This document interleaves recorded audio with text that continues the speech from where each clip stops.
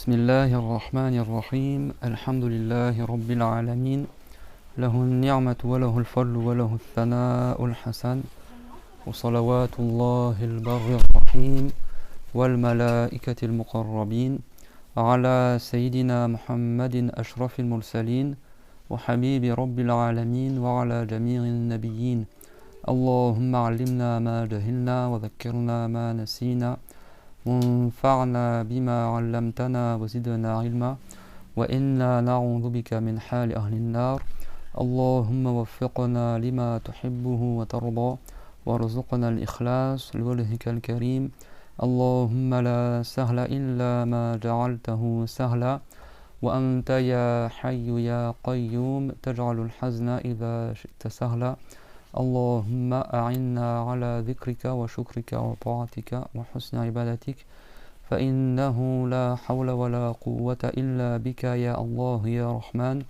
يا ذا الجلال والإكرام رب اشرح لي صدري ويسر لي أمري واحلل عقدة من لساني يفقه قولي آمين أما بعد الله تبارك وتعالى dit dans le Coran honoré وتعاونوا على البر والتقوى ولا تعاونوا على الإثم والعدوان, c'est-à-dire entraînez-vous pour les œuvres de bien et l'obéissance à Allah et ne vous entraînez pas pour le péché et la désobéissance à Dieu. Donc on fait une bonne intention lillahi ta'ala dans le fait de s'entraider pour la piété que le fait d'accomplir les obligations et d'éviter les interdits. Et on fait en cela une bonne intention par recherche l'agrément de Allah conformément à la parole du prophète sallallahu alayhi wa sallam innamal a'malu binniyat wa innama likulli imri'in ma nawa, c'est-à-dire certes les bonnes œuvres ne valent que par les intentions et certes chaque personne a pour elle ce pourquoi elle a fait l'intention. Donc comme c'est possible qu'aujourd'hui ce soit le dernier jour de Ramadan et ça dépend ce soir s'ils voient le croissant lune ou pas, Inch'Allah on commence par Zakat al-Fitr, comme ça on aura pris le chapitre parce que si demain il n'y a pas cours on ne pourra pas le voir. Si c'est pas demain on fait cours demain Inch'Allah. Il sera lundi, Inch'Allah ta'ala. Donc, Zakat al-Fitr, elle est obligatoire pour celui qui était vivant durant Ramadan et après Ramadan. Et les savants ils disent que Zakat al-Fitr, c'est un peu comme l'équivalent des prostrations de l'oubli dans la prière. Vous savez, dans les différentes écoles de jurisprudence, soit Maliki, Shafi'i ou autre, si quelqu'un il manque une sunna importante de la prière, et dans certaines écoles, s'il manque une obligation de la prière, comme chez les Hanafites par exemple, il doit faire la prostration de l'oubli, ou alors c'est recommandé qu'il se prosterne. Selon les différentes écoles de jurisprudence, on ne va pas faire toutes les écoles, il y a des cas où c'est obligatoire, il y a des cas où c'est recommandé, etc. Ça dépend quelle école tu prends. Mais dans tous les cas, la prosternation de l'oubli, c'est pour compenser quelque chose, un manquement dans ta prière, c'est bon? Et les savants ils disent que Zakat al-Fitr, c'est un peu la même chose. C'est-à-dire que peut-être parmi nous, il y en a, ils ont manqué des sunnas du jeûne, il y en a, ils ont peut-être fait des choses qu'il ne fallait pas faire pendant le Ramadan. Et donc, un peu pour compenser tes manquements pendant le Ramadan, et ben, le fait de donner Zakat al-Fitr, ça compense un peu les manquements. Ça permet de parfaire ton jeûne, c'est bon? De le compléter. Et Zakat al-Fitr, on l'appelle aussi Zakat al-Badan, c'est-à-dire la Zakat sur ton corps. C'est-à-dire qu'en islam, tu as la Zakat sur les biens matériels que tu as, et tu as la Zakat sur ta propre personne. Comme tu as été vivant pendant le Ramadan et tu es vivant après le Ramadan, bah, tu verses une Zakat sur toi-même. Ton corps était vivant, donc tu donnes la Zakat dessus. Et dans l'école des Shafi'i, c'est un sort, les 4 moods. Le mood, c'est le plein de 2 mains jointes de taille moyenne, de taille de main du prophète, alayhi salatu wassalam. Et chez les Hanafites, il y a d'autres détails. Et c'est ce qu'on va voir aujourd'hui, parce que la zakat, à la base, c'est la nourriture de base du pays, dans l'école de Shafi'i. Et comme aujourd'hui, la plupart des gens, ils la donnent. Je pensais que vous allez avoir chaud aujourd'hui, mais au final, j'ai froid. Comme la plupart des gens, ils la donnent en euros, et ben on va faire sur l'Abu Hanifa, parce que beaucoup de gens ils savent pas les détails sur l'Abu Hanifa. Non, pour laisser ouvert, c'est juste que en fait j'ai mal aux os. Quand je parle plus j'ai froid, et plus après je fatigue, et plus j'ai mal aux os après.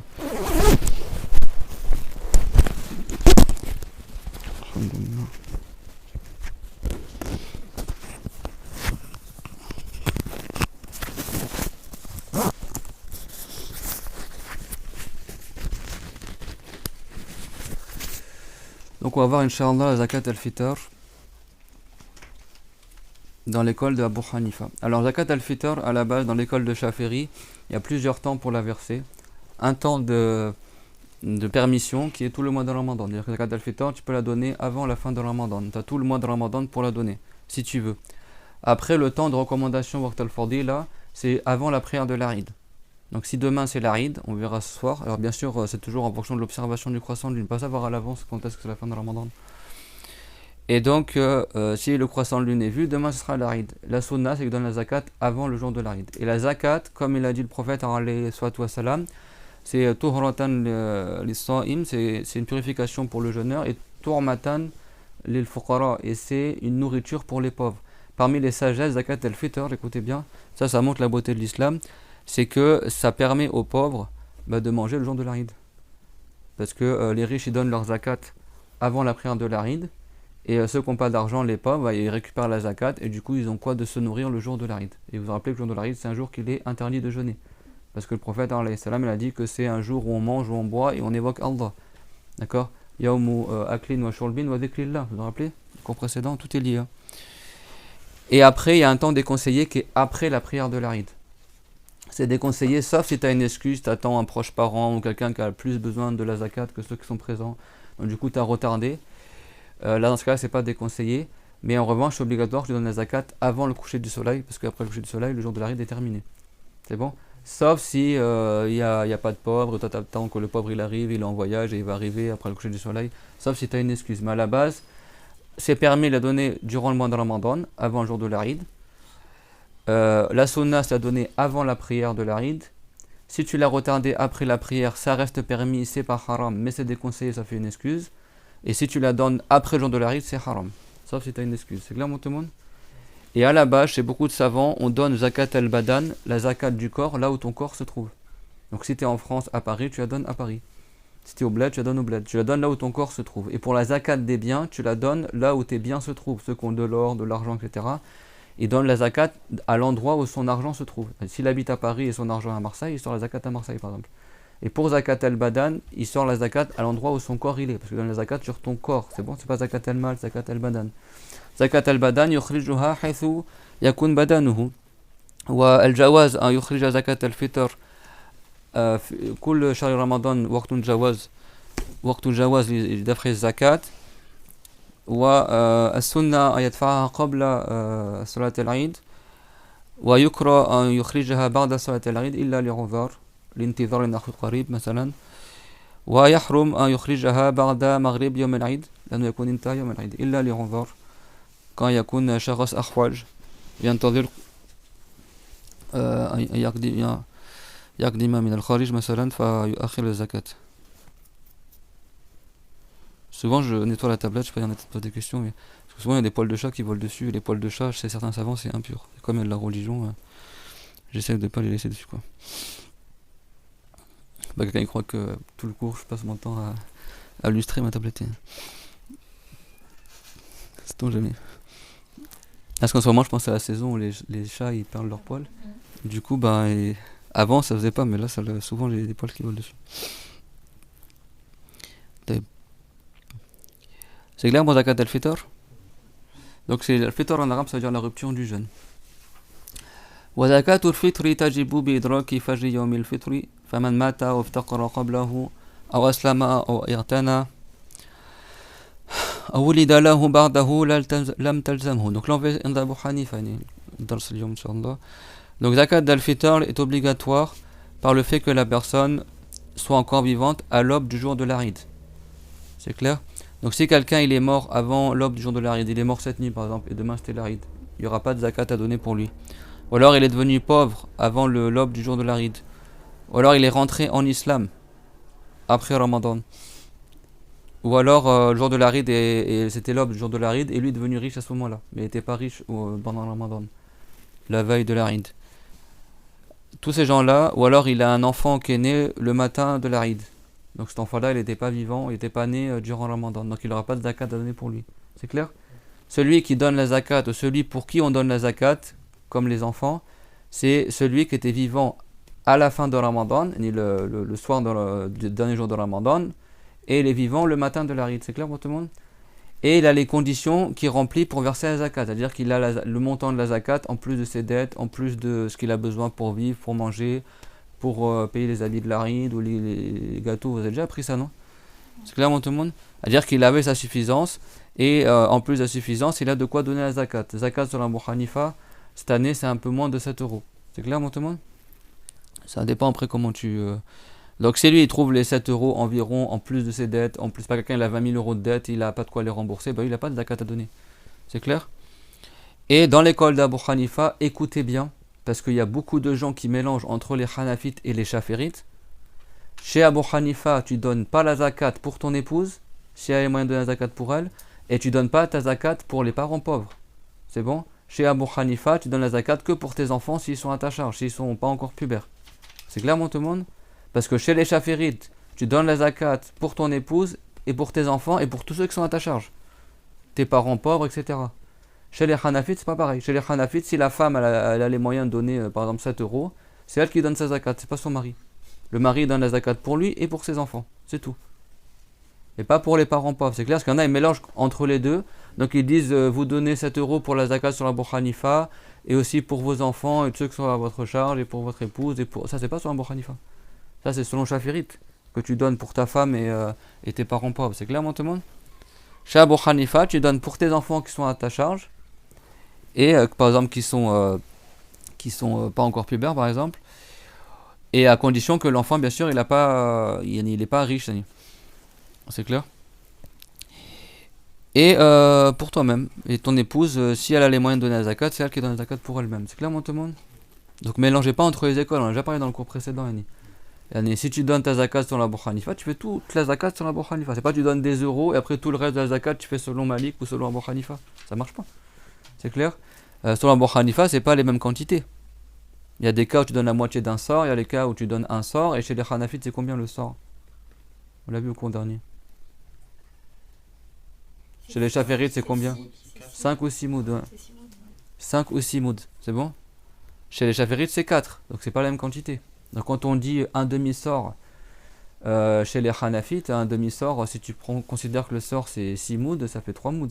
Ça fait quasiment l'équivalent d'un sort dans l'école de Shafiri. Si c'est 5 mouds, ça fait moins. Ça fait 2 mouds et demi.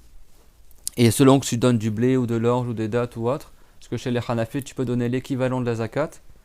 Dans ça, à la base, c'est une sorte de base du pays que tu donnes. Donc le blé ou l'orge, tel que cela.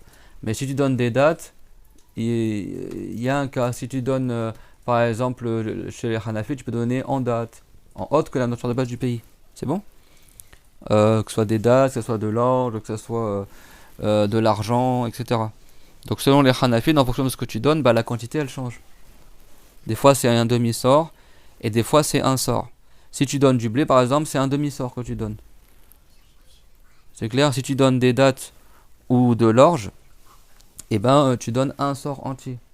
C'est clair? Ça dépend de ce que tu donnes. Si tu donnes ta zakat en dattes, chez Abu Hanifa, tu donnes un sort, 5 mouds de dattes.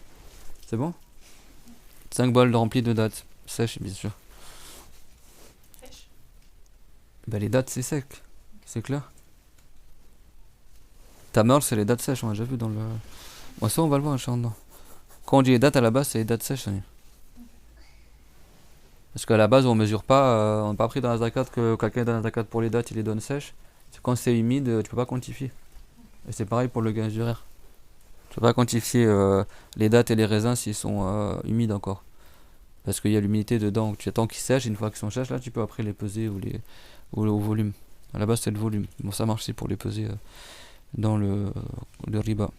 Bon, tous les chapitres sont liés, on va pas faire tous les chapitres en un seul chapitre. Parce que moi, mon objectif, c'était qu'on termine le chapitre de la zakat, mais avant, on termine le chapitre du jeûne, qu'on a commencé pour terminer, et qu'avant, on fait juste vite fait zakat al-fitr sur Abu Hanifa. C'est pas le but de faire tout le cours sur le zakat al-fitr. C'est ça que je vais vite tenir. Surtout que si on donne trop de détails, les gens ils vont être perdus après. C'est clair, tout le monde a compris quand est-ce qui c'est qui donne la zakat? Celui qui est vivant, à la fin de Ramadan et au début du mois de Shawwal, le premier jour de l'Aïd. Premier de Shawwal, le matin à l'aube. C'est clair, tout le monde? Donc si quelqu'un il était pauvre à la fin de Ramadan et est devenu riche pile le matin de l'Aïd, lui il n'avait pas rempli les conditions. Parce qu'il faut que tu sois dans les critères d'obligation de la zakat. La nuit de l'Aïd est juste avant l'Aïd et le matin de l'Aïd, à la fin de Ramadan et au début du mois d'après. Donc si quelqu'un il remplit les conditions qu'une fois que Ramadan est terminé, et que c'est l'aube de l'Arid, bah là c'est trop tard. Si quelqu'un a son enfant qui est né le matin de l'Arid, bah cet enfant-là il ne devra pas donner la zakat pour lui. Parce que l'enfant il n'a pas vécu pendant le Ramadan. C'est clair? Si quelqu'un il était pas musulman pendant tout le Ramadan et il s'est converti à l'islam le matin de l'Arid, bah lui il n'aura pas de zakat à donner. Parce qu'il n'était pas musulman durant le mois de Ramadan et la zakat elle est obligatoire que sur les musulmans. C'est bon? وإنما تجب على كل مسلم حر عنه وعن ولده الصغير والمجنون البالغ الفقيرين لا عن زوجته ولا عن ولده الكبير والطفل الغني. عند الحنفية شخص يخرج زكاة عن نفسه إذا كان له أولاد دون البلوغ وأولاد بالغون لكن مجانين يعني ليسوا عاقلين يخرج كذلك الزكاة عنهم لكن لا يخرج عن زوجته ولا عن أبويه الفقيرين. Donc dans l'école d'Abu Hanifa, sur qui est obligatoire la zakat al-fitr? Sur tout musulman. C'est bon? Libre. Musulman, libre, c'est bon? Et il donne la zakat pour lui-même et pour son enfant qui est petit, ou ses enfants qui sont petits, ou alors ses enfants qui sont fous et qui sont pubères. Il a des enfants trisomiques ou des enfants qui ne sont pas capables qui n'ont pas la raison, donc il les prend en charge, même s'ils sont pubères. Donc il donne aussi la zakat pour eux. Si quelqu'un il a des enfants qui sont pubères, écoutez bien, si quelqu'un a des enfants qui sont pubères, ce sont ses enfants eux-mêmes qui donnent leur zakat. Et pubère, ça veut dire à 11 ans tu peux être pubère, à 15 ans, à 14 ans. Donc même s'ils habitent encore chez leurs parents, si les enfants sont pubères, c'est pas aux parents de donner la zakat, c'est les enfants qui donnent la zakat pour eux-mêmes s'ils ont les moyens. C'est clair tout le monde?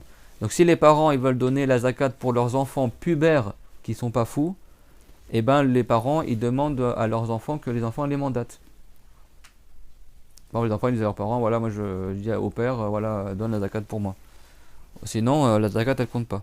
Sinon la zakat elle ne compte pas, c'est clair? Un enfant qui est pubère il donne la zakat pour lui-même. C'est pareil dans l'école de Shafiri. Un enfant qui est pubère il compte comme un homme.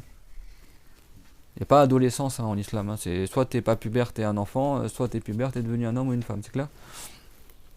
Donc une fois qu'il est pubère, c'est l'enfant qui donne la zakat pour lui-même. Sauf si il est fou. Comme il est fou, il n'a pas sa raison, il est toujours à la charge de ses parents. C'est clair tout le monde? Et bien sûr à condition que l'enfant fou ou l'enfant qui n'est pas encore pubère il soit pauvre. C'est clair? Dans ce cas-là, c'est le père qui va donner la zakat de son argent à lui. C'est clair tout le monde? Et c'est pareil dans l'école de Shafiri. On donne pour pas venir. C'est-à-dire que sans la prise en charge de ses parents, l'enfant il n'aurait pas sa suffisance pour vivre. C'est ça que ça veut dire. Comme la plupart des enfants. Là, en zawjati, il donne pas la zakat pour sa femme. Dans l'école d'Abu Hanifa, c'est bon. Si la femme elle a sa suffisance, elle a de quoi donner la zakat, ben c'est elle qui. Si le mari la prend en charge, donc la femme a sa suffisance. Et si en plus de sa charge, elle trouve les 7 euros pour donner la zakat et elle n'a pas de dette, etc., ben c'est elle qui donne la zakat pour elle. C'est bon? Ça, c'est dans l'école d'Abu Hanifa. Si tu veux prendre l'avis des chaférites que la femme, c'est son mari qui donne la zakat pour elle, ben dans ce cas-là, tu ne donnes pas la zakat en euros. C'est ça que ça veut dire. Tu donnes ta zakat 4 mouds de blé. Nourriture de base du pays. C'est clair, tout le monde? Et donc, chez les Hanafites, tu ne donnes pas la zakat pour ton épouse qui a les moyens, c'est elle qui donne la zakat pour elle, ni pour ton enfant, et quand on dit pour, ça veut dire à la place, de ton enfant qui est grand, qui est pubère, et ni pour ton enfant qui n'est pas encore pubère, mais qui a les moyens de donner la zakat. Tu ne sors pas la zakat avec ton argent à toi, c'est bon? وتجب زكاة الفطر عليه كذلك على المملوك الذي لخدمته لا للتجارة ولا مكاتبا عن كل واحد منهم نصف صاع. Donc chaque personne pour la zakat, tu dois donner la moitié d'un sort, c'est bon? Donc on trouvait le coupable pour les poils de chat là. La moitié d'un sort irakien, c'est bon? Donc ça veut dire 3 moods, c'est clair? 3 pleins de 2 mains jointes. Al-moud wa mil'ul kafayn mu'tadilatayn. Yani bi kafay rasulillahi sallallahu alayhi wa sallam. Donc selon le fait que le sort c'est 6 moods comme on a vu dans l'école d'Abu Hanifa, pourtant ils ont dit 5, bon là on va le prendre que c'est 6, donc c'est 3 moods, c'est clair? Ça dans le cas où tu donnes la zakat en blé. Quand on dit chez les Hanafites tu peux donner la zakat en euros, c'est pas un devoir que tu donnes en euros. Ne croyez pas que tous les Hanafites ils donnent leur zakat en argent. À la base tu donnes le blé, c'est bon? Nourriture de base du pays. Mais si c'est le blé que tu donnes, c'est un demi-sort. D'accord? Combien c'est un demi-sort chez les Malikites, chez les Hanafites? 3 moods, c'est bon? 3 moods, et ça correspond à peu près à 1,5 kg de blé. C'est clair, tout le monde?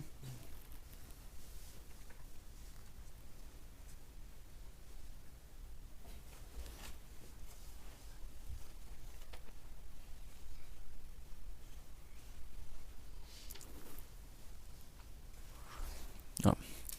1 kg de blé, 1,5 kg de blé, c'est bon? Ou alors tu donnes la valeur. Je suis en train de réfléchir parce que 1,5 kg de blé, ça fait pas 7 euros, hein, ça fait moins que 7 euros.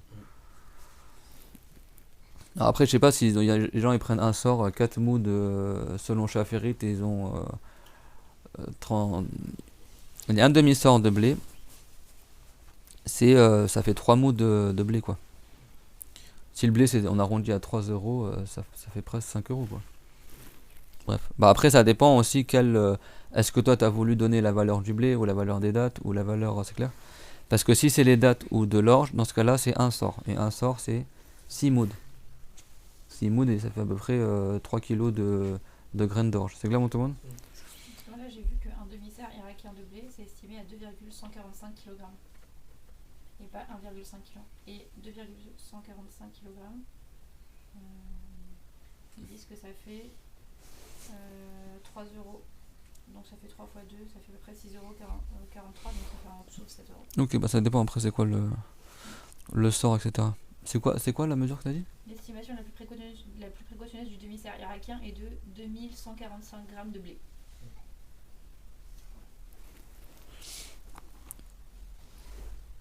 Et pour eux, un demi-sort, c'est combien là? Le mood, c'est combien pour eux là? Selon eux, le SAR irakien qui est de 8 ritol. RITL. Mais en mood, y a pas? Non? Ok, bon. J'ai pas. C'est bon. À la base, le sort chez les Hanafites, c'est 6 moods, c'est bon? Donc un demi-sort, ça fait 3 moods.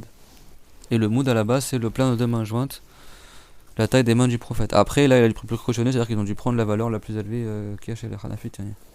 Après, il y a plusieurs avis, etc. En tout cas, ils ont évalué à peu près à 7 euros. Et donc, sort irakien, donc la moitié d'un sort irakien, ça fait 3 moods de blé. Et le sort, c'est 8 ritol. D'accord? Ritol, c'est le ritol de Bagdad. C'est un ordre de mesure qui était connu dans le passé. Ou un sort de date, ou d'orge. C'est clair, tout le monde? إذا ملك النصاب أو مقدار النصاب أي قيمته من الأثمان. Si la personne a le seuil, c'est-à-dire si elle possède la valeur de la zakat de al-fitr. C'est clair, tout le monde? Donc je répète, si la personne donne du blé, elle donne combien? Un demi-sort, d'accord? Correspond à 3 moods. S'il donne des dattes ou de l'orge, un sort entier, c'est bon? 6 moods. Et ça, dans le cas où la personne, elle possède de quoi donner cela. C'est clair, tout le monde? En plus de ses dettes. Et quand on dit en plus de ses dettes, c'est-à-dire même l'argent qu'on doit lui rembourser, il le compte, d'accord, dans le décompte. C'est clair, tout le monde? Si quelqu'un on lui doit 1000 euros mais il les a pas encore perçus, bah, il considère que c'est comme s'il a déjà 1000 euros. C'est clair, tout le monde? Et c'est pareil si la femme qui a une dot de 30 000 euros, même si la dot lui a pas été encore donnée, elle le compte dans la zakat. C'est-à-dire qu'on considère qu'elle a cette dot en sa possession. C'est clair? Ça va faire attention parce que aussi ceux qui donnent la zakat sur l'Abu Hanifa, bah, si on lui doit de l'argent, quand il fait la zakat sur les biens par exemple, chaque année, bah, il compte dans ses biens l'argent qu'on lui doit. Même si la date il l'a pas encore touché. C'est clair, tout le monde? Il compte l'argent qu'il a en ce moment et l'argent qu'on est censé lui donner plus tard, c'est bon? Et pareil pour zakat al-fitr, il déduit les dettes. C'est-à-dire que si quelqu'un il a de quoi donner la zakat mais il a 20 000 euros de dette, il va pas dire je suis riche. Parce que s'il donne les 20 000 euros de dette, il n'aura plus d'argent. C'est clair, donc les dettes, ça rentre en considération. Si c'est de l'argent qu'on lui doit, il le compte comme étant déjà à lui. Et si c'est de l'argent que lui doit à quelqu'un d'autre, il le déduit. C'est clair? Parce que cet argent-là, il aurait dû le donner normalement. C'est clair, tout le monde? Donc c'est pour ça que la zakat, à la base, c'est en plus de ses dettes, en plus de la charge de son époux, de la charge de ses enfants, en plus de son loyer, en plus de aussi même les habits qu'il doit acheter pour l'Aïd, ou même chez les Chaférites, ils citent même en plus des habits qu'il habille parce que c'est sunna d'acheter de nouveaux habits pour l'Aïd. Et après, si les gens ils font des gâteaux, etc., bah, tout ça, ils le comptent comme étant le coût, c'est-à-dire comme étant la chose de base dont il doit avoir plus que cela pour donner la zakat. C'est clair, tout le monde? C'est-à-dire, si quelqu'un il doit se priver d'acheter des habits pour l'Aïd ou des gâteaux pour l'Aïd afin de payer la zakat n'est pas obligatoire sur lui. Parce que ici, c'est pas dans tous les cas de figure, mais pour Zakat al-Fitr, on compte aussi dedans le fait qu'il ait ses nouveaux habits pour la ride et le fait qu'il peut acheter des gâteaux et des choses habituellement qu'il mange au jour de la ride. Ça, on le compte comme étant le truc de base, vous comprenez pas, comme étant sa suffisance de base, yani, pour le jour de la ride et la nuit de la ride. La nuit qui est avant la ride. C'est clair, mon tout le monde? Ou la nuit qui est après la ride. Yani, pour la nuit de la ride, c'est pas quelqu'un, il doit serrer la ceinture, du coup il se prive de manger les choses habituelles de la ride ou de s'habiller pour la ride pour payer la zakat. Lui, on considère qu'il est pauvre. C'est clair, mon tout le monde?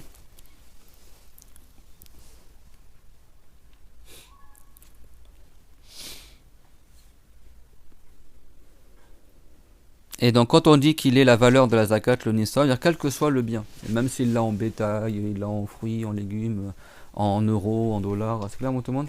D'abord, parce que chez les Hanafites, tu peux mettre la zakat en nature, comme on a vu dans le cours dernier. Que ça soit dans la monnaie, il a la valeur, ou en bétail, ou tel que cela. يعني يملك النصاب أي مقدار النصاب أي قيمته من الأثمان والمواشي وغيرها فاضلا عن دينه وكسوته ومسكنه وأثاثه وفرسه وسلاحه وعبيده للحمة وحوائج عياله. Donc, dans l'école de Abu Hanifa, pour que la zakat soit obligatoire sur lui, il faut qu'il trouve le montant de la zakat, donc sa valeur, ou comme on a dit, ou la quantité en blé ou en date, comme on a vu tout à l'heure. Il le trouve en plus de ses dettes, en plus des vêtements qu'il a besoin, en plus de son logement, en plus de ses meubles, en plus de son cheval, en plus de son épée. Parce que dans le passé, les gens, ils avaient le minimum. Dans le passé, les gens, ils avaient une monture, ils avaient des armes, etc. Bon, on parle à l'époque d'Abu Hanifa, rahimahullah. Donc ça, il le comptait également parmi les choses de besoins de base, c'est clair. Alors, chez les Hanafites, pour les besoins de base, ils ne regardent pas juste que les habits. Est-ce que tu as assez pour t'habiller, le jour de la ride, assez pour te loger ou manger. C'est clair, tout le monde? Ils regardent aussi. Hein? Je vais répéter là, j'explique un point là. Que c'est pas juste on regarde est-ce qu'il a acheté de quoi s'habiller, manger et se loger. On regarde aussi également si c'est en plus de ses dettes, en plus de ses meubles. Quelqu'un il vend ses meubles pour donner la zakat de la ride, c'est bon? Et en plus de son cheval et de son épée, s'il a un cheval et une épée. À l'époque où c'était courant, c'était parmi les besoins de base. C'est clair? Et en plus des besoins de sa famille. C'est clair, tout le monde? Et juste une petite remarque aussi, c'est que si quelqu'un n'a pas les moyens de se loger, il est pauvre. C'est clair, tout le monde? Donc dans l'école de Shafi'i, il ne donne pas la zakat. Parce qu'il y en a, ils disent oui, mais si tu peux payer une chambre d'hôtel le jour de la ride, alors t'es riche, etc. Mais si le gars, il n'a pas besoin. Quand les savants Shafi'ites ils citent le jour de la ride et sa nuit, ça c'est uniquement rattaché au qut, c'est-à-dire à la nourriture. Il y a de quoi se nourrir le jour de la ride et la nuit de la ride, c'est-à-dire pour la fête, quoi. C'est clair, tout le monde? C'est pas pour toutes les conditions de la zakat chez les Shafi'ites. C'est clair, tout le monde? Je referme la parenthèse. Donc là, chez les Hanafites, on reste chez les Hanafites parce que tout le monde y va donner, je pense, en euros. Donc on a dit quoi? C'est qu'il répète, en plus de ses dettes, en plus de ce qu'il a besoin pour s'habiller, en plus de ce qu'il a besoin pour se loger, et pour son loyer, etc. En plus de ses meubles, eux ici de son cheval, son arme, et les besoins des gens qui sont à sa charge. C'est clair? C'est bon? C'est-à-dire si quelqu'un il rembourse ses dettes, il a plus d'argent pour la zakat, il n'a pas, c'est pas obligatoire qu'il donne la zakat, c'est clair? C'est-à-dire que si toi tu as 5000 euros de dettes, tu les comptes. Si maintenant tu rembourses toutes tes dettes, est-ce qu'il te reste de l'argent pour la zakat? S'il te reste plus d'argent, alors il n'y a pas de zakat à donner. Même si tu as l'argent de la zakat maintenant. C'est clair, tout le monde? Les dettes, ça rentre dedans. Tu déduis les dettes de. À dire si là maintenant tu devais payer toutes tes dettes, est-ce que tu aurais toujours de l'argent pour la zakat? Si tu n'aurais plus d'argent, bah, tu n'as pas de zakat obligatoire à donner. C'est clair, et c'est pareil dans l'école de Shafi'i. Les habits dignes de lui. Si quelqu'un il doit vendre ses habits dignes de lui pour payer la zakat, il ne paye pas la zakat. Et un logement digne de lui aussi. C'est clair, tout le monde? Également ses meubles, également. En plus de ses besoins de base, c'est ça que ça veut dire. Des besoins de base de lui et les besoins de base de sa famille. S'il doit priver ses enfants de manger pour payer la zakat, il ne paye pas la zakat. ويجوز لأدائها دفع القيمة خلافا للشافعي رحمه الله. Et c'est valable pour donner la zakat de donner sa valeur, c'est bon? C'est clair, tout le monde? Sa valeur. Si vous avez des questions, n'hésitez pas. Sa valeur, c'est-à-dire plutôt que donner du blé ou des dattes ou de l'orge, qui les trois sont comptés comme des routes. Hein. Même les dattes, les savants ils disent ça compte à la fois comme un fruit, comme quelque chose que tu manges par délice, et également comme un route. Si quelqu'un il mange que des dattes, il vit. Hein. C'est bon? C'est pas que le prophète, des fois, il passait 2 mois à manger que des dattes et de l'eau. Donc les dattes, c'est à la fois un route et à la fois il y aura les tafakku ou les taqawutani. Fakiha, les samanahu Fakir les tafakku. Le fakir en arabe à la base ça veut dire ce qu'on mange par délice. C'est pour ça que dans certains pays ils nomment le dessert fakiha aussi. Fakiha à la base c'est ce que tu manges par délice. Les fruits on les mange par délice, on les appelle fakiha, mais aussi autre que les fruits on peut appeler fakiha, c'est bon? Donc la date c'est à la fois un fakiha, elle est quelque chose qu'on peut manger par délice, et à la fois comme les pommes et les fraises, tu peux pas manger des pommes et des fraises pour survivre, mais tu le manges par délice, c'est bon? Mais les dates c'est à la fois ça et à la fois une nourriture de base, comme le riz, les pâtes, etc. Ça a les deux statuts, c'est bon? Donc chez les Hanafites, tu peux, la nourriture de base, ça peut être du blé, des dattes ou de l'orge. Et si tu veux, tu donnes leur valeur. Et après, en fonction de ce que tu choisis, la valeur, elle peut changer aussi. Juste, en nourriture de base, on a dit blé, orge. Et c'est ça. Nourriture de base, c'est ce par quoi le corps est survie. Ça peut être des patates, du blé, de l'orge, des pois chiches, des lentilles. Ce qu'on a en français, en général, les féculents, quoi. Ok. Croûte, ce par quoi le corps est survie. Si tu manges des pommes tous les jours, tu vas pas survivre. Si tu manges des patates tous les jours, tu survis. Tous les aliments ne se valent pas. Tu as des aliments qu'on appelle des aliments pour corriger le goût. Tout ce qui est épices, ça c'est une catégorie d'aliments. Tu as la viande, c'est une autre catégorie. Tu as le roux, c'est une catégorie. Tu as les fawaki, c'est une catégorie. Il y a plusieurs aliments. Ça on le voit aussi dans le chapitre du riba. Le roux, c'est une catégorie d'aliments. C'est les aliments que si tu en manges tous les jours, tu arrives à survivre. C'est ce par quoi ton corps est survie. Comme tout ce qui est féculent, tout ce qui est pois chiches, lentilles, patates, le blé, l'orge, l'épeautre, les dattes aussi. C'est clair? Quelque chose que si tu mangeais que ça tous les jours, ton corps il arrive à rester fort. C'est clair, tout le monde? C'est ça qu'on appelle la nourriture de base. Et chaque pays a une nourriture différente. Tu as des pays, ils mangent plutôt le riz. Il y a des pays, en France, c'est le blé. En Chine, ça va être le riz. Le blé, c'est valable dans tous les pays, de toute façon. La plupart des pays ils utilisent le blé aussi. Dans certains pays, comme en Russie, ils mangent des patates. Ça dépend les pays. C'est pour ça qu'on dit le route du pays dans lequel tu es. Pays, ça veut dire la ville, à la base. C'est clair? Roli beaucoup il balade. Le route dominant dans le pays.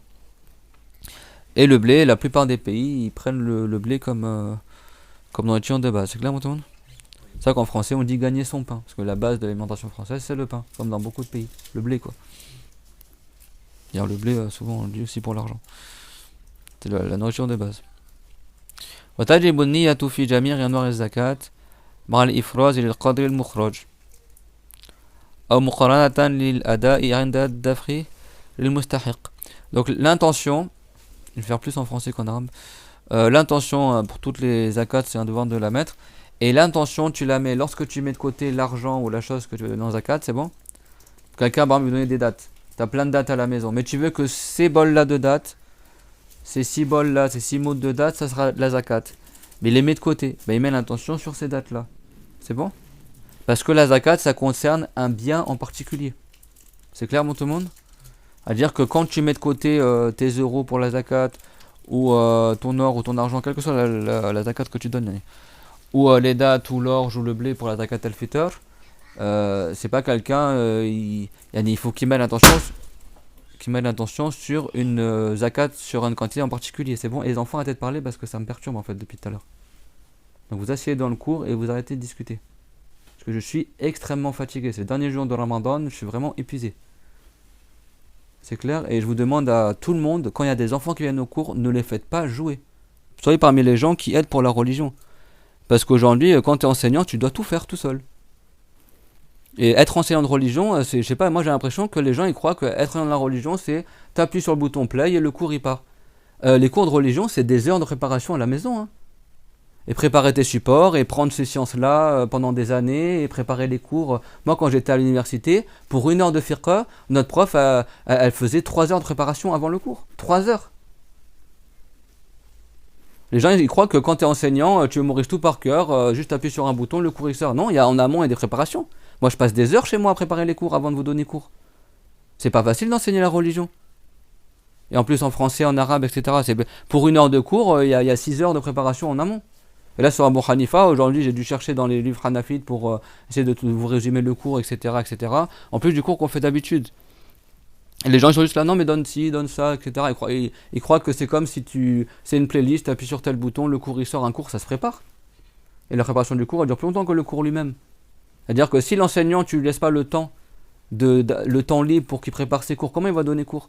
S'il doit faire la lessive, s'occuper des enfants, et ci et ça, et faire à manger, et puis s'occuper de ses élèves, et faire à manger pour ses élèves, et limite bientôt celui qui va chercher avec sa voiture les élèves pour les ramener au cours. Mais ça va être ça bientôt.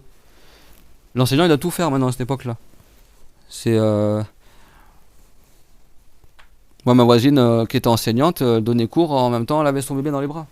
C'est quand même triste quand même. C'est-à-dire que c'est pour ça que dans le passé, qu'est-ce qu'ils faisaient les gens? Ils donnaient la zakat aux savants, etc. pour que le savant n'ait pas besoin de travailler. Toute sa famille, il se cotisait pour lui. Ce qu'ils faisaient avec notre cher aussi. C'est-à-dire que les frères et sœurs qui travaillent, eux, ils ont leur suffisance et en même temps, ils donnent la charge pour le savant de la famille.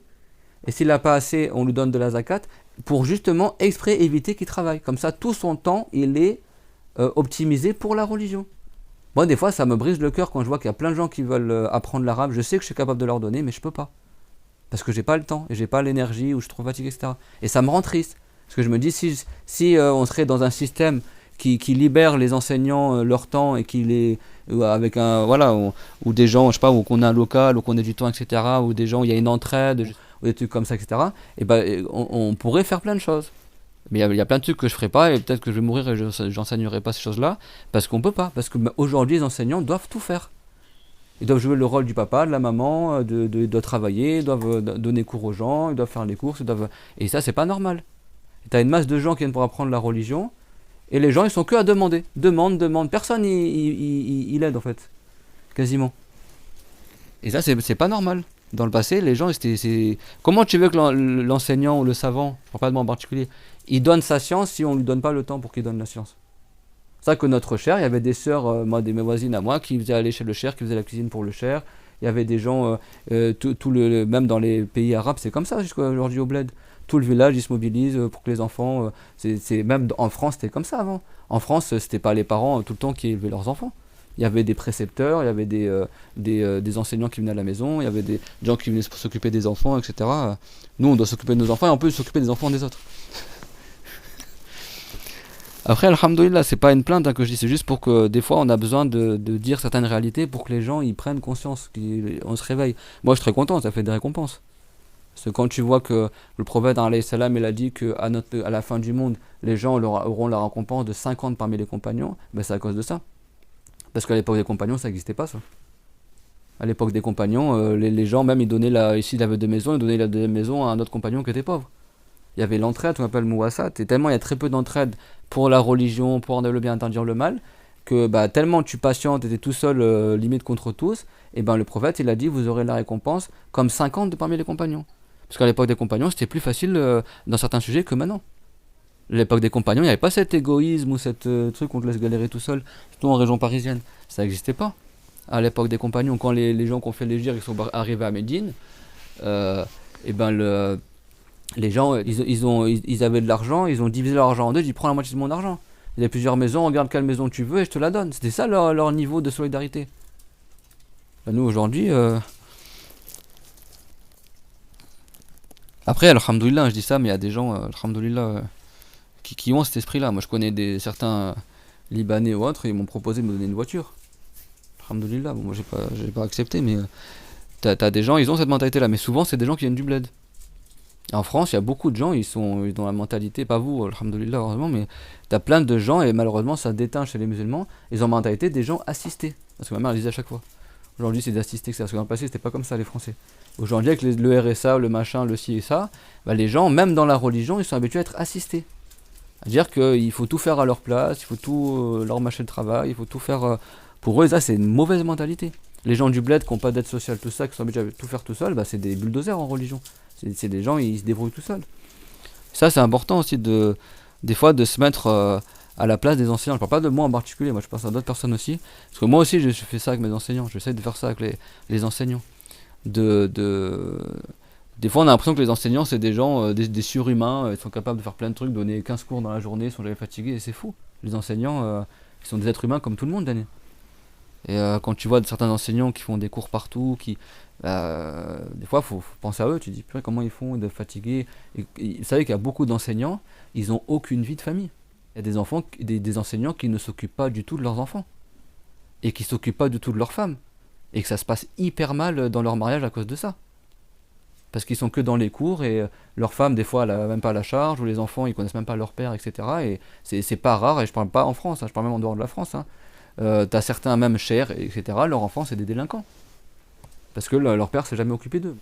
Mais du coup bah quand tu fais tout en même temps, bah ça forcément ça demande plus d'énergie.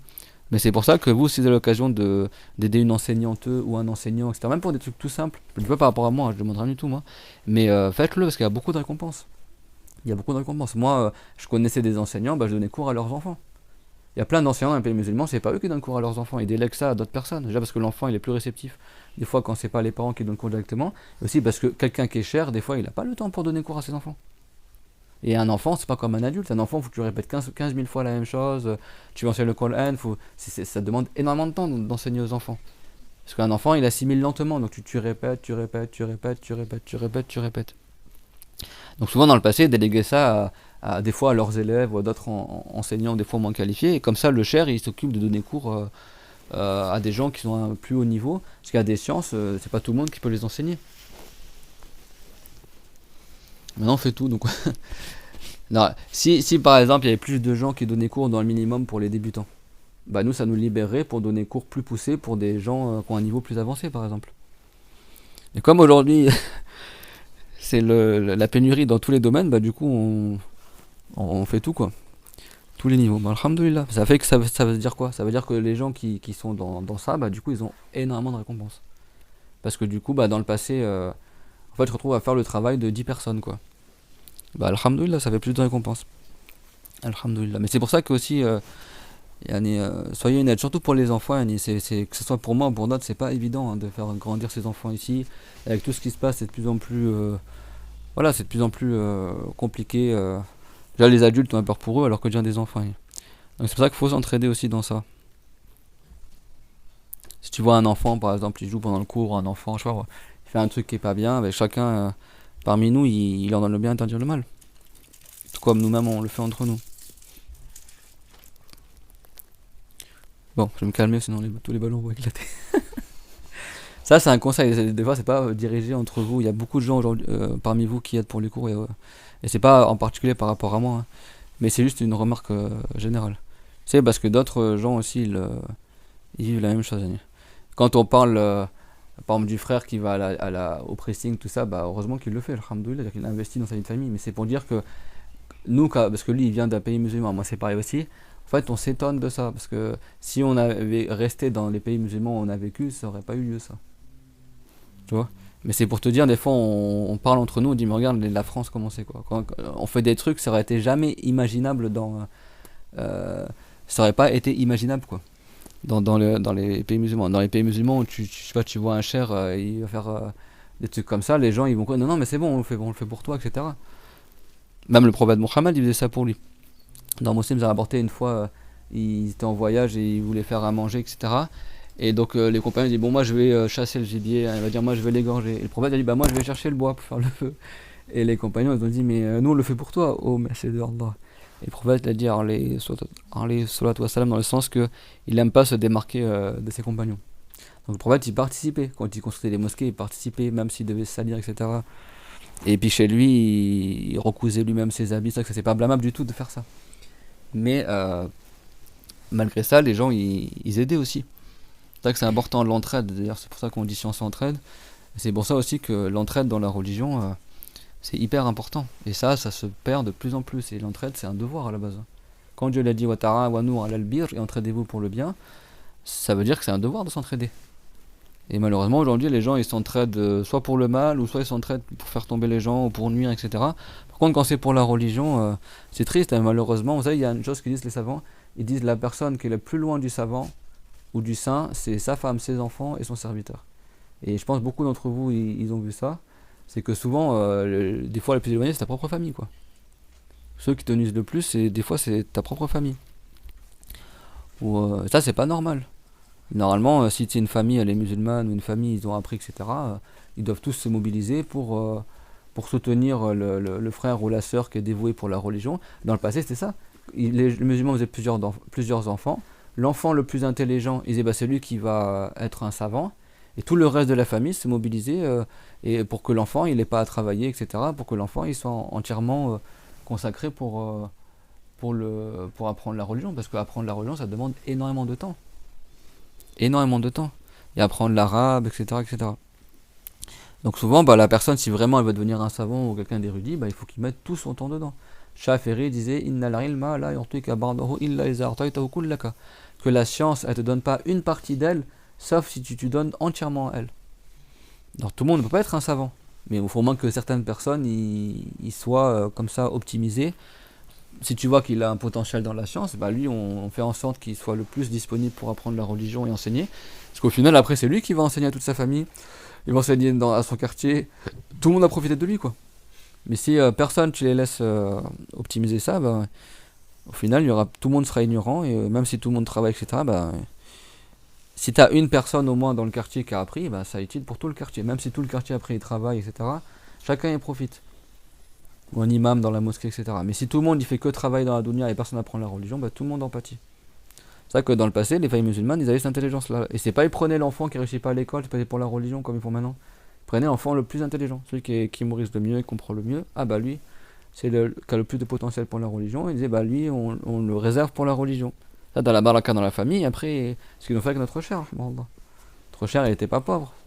Mais sa famille, c'est eux qui se mobilisaient pour lui. Comme ça, lui, il devient un savant et à la fin, c'est devenu un moufti. Rahimahullah. Ça, c'est des exemples, là, je parle pas de moi en particulier, mais c'est des exemples généraux pour vous dire que dans les pays musulmans, même tu vas en Ukraine ou d'autres pays, même dans les pays qui sont pas arabes à la base, c'est connu jusqu'à aujourd'hui ça. C'est-à-dire que quand il y a quelqu'un dans la famille ou dans le quartier qui est dévoué pour la religion, et ben les gens ils se mobilisent pour l'aider. Et bien sûr, après, il y a des gens qui exagèrent et qui se servent de ça, comme certains faux marabouts, etc. Et juste ils sont là, ils font semblant d'être dans la religion, et au final ils sont juste là pour avoir de l'argent, etc. Et même en Syrie ou ailleurs. Après, il y a des gens qui vont dans l'extrême opposé, qui abusent et du coup ils donnent des cours pour avoir plein de trucs. Mais c'est important de s'entraider. Très bon, on revient dans le sujet du cours, Inch'Allah ta'ala.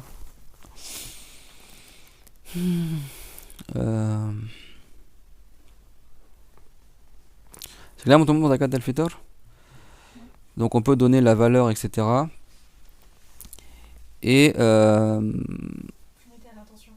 l'intention, voilà, exactement. Donc ça veut dire que pour la zakat, faire attention.